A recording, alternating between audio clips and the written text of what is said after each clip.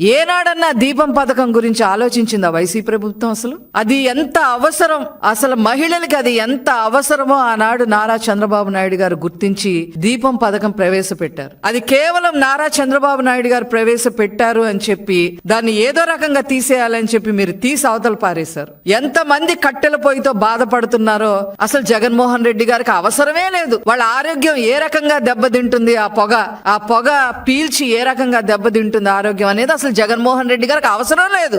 Lung cancers తో ఎంత మంది మహిళలు చనిపోయారో ఆ లెక్కలు కూడా చూసిన పాపాన పోలేదు జగన్మోహన్ రెడ్డి గారు. ఈ రోజు దీపం 2 పథకం కింద 2601 కోట్ల రూపాయలు కేటాయించడమే కాకుండా మరి బుక్ చేసుకున్న 48 గంటల్లోనే వాళ్ళకి గ్యాస్ సిలిండర్ రావడంతో పాటు వాళ్ళ ఖాతాల్లోకి 800 నుంచి 900 వరకు 93 లక్షల మందికి ఈ రోజు లబ్ధి చేకూరుస్తా ఉంటే దాన్ని కామెంట్ చేస్తారు.